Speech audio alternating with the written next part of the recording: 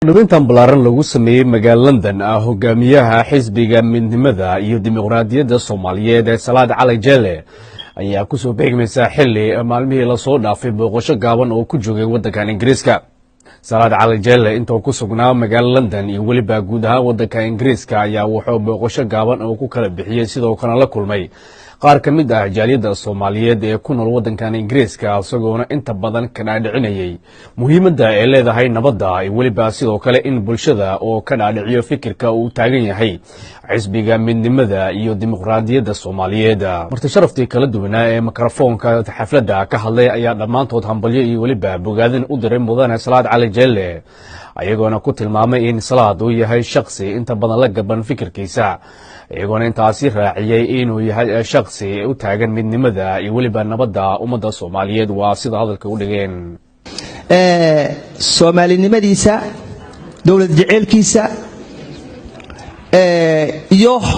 midnimada Soomaaliyeed sidoo waligii u raadinayay waa taade xisbiga midnimada iyo dimuqraadiyadda uu sameystay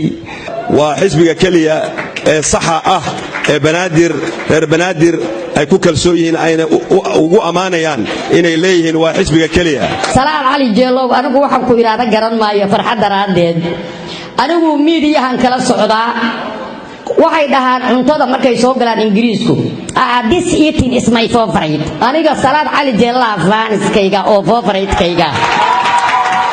waayo waa wadani Soomaaliyeed inaad noo noqoto Cabdilaahi Ciise xisbigaaguna uu noqdo xisbigii SYL doomiyaha xisbiga midnimada ummadda Soomaaliyeed oo gabdho Soomaaliyeed oo badan iyo rag ay ku soo biireen London oo aan leenahay mudane Salaad Cali Jelle waa ku taageersanahay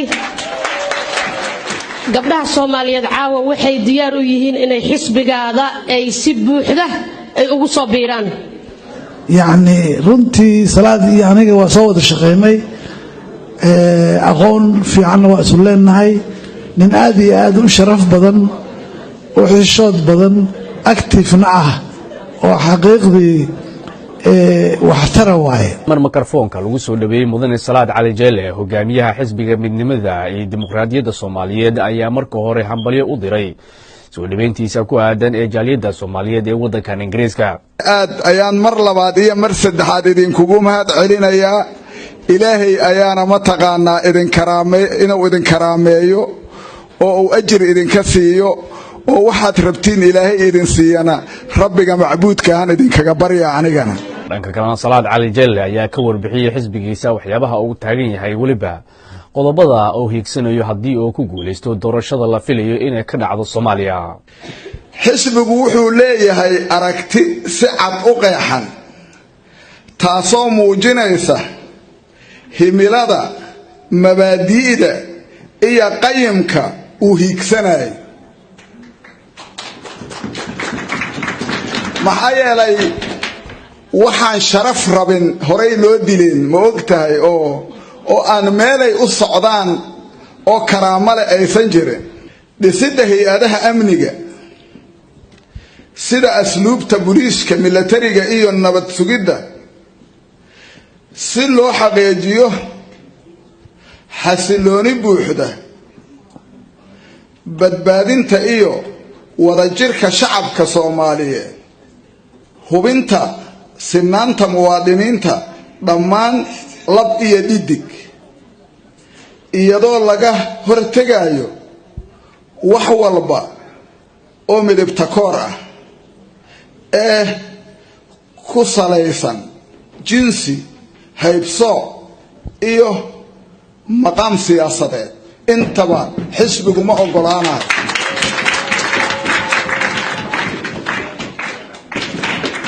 waxaan rabaa horta xisbigii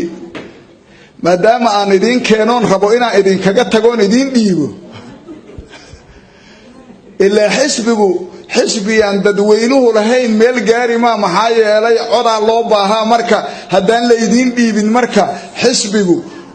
ma noqon kariyo mid taabagala sidaan idinkugu keenaan rabaa marka inaan idin dhiibo ood ogaatiin idoo shuruucdiisana la idin dhiibi doono. Salaad Cali Jelle ayaa mar soo hadal qaaday in bulshada Soomaaliyeed ay ku xanato in dawladda hadda jirto oo taageero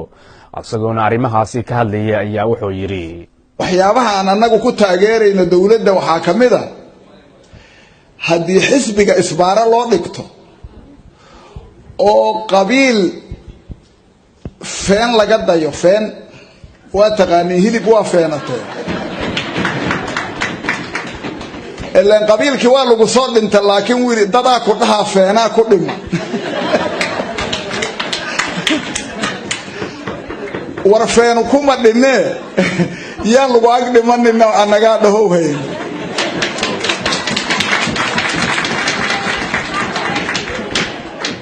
dowladdan marka waxaan heshiis ku nahay inay shacabka ammaanada u celayso shacabka Soomaaliyeed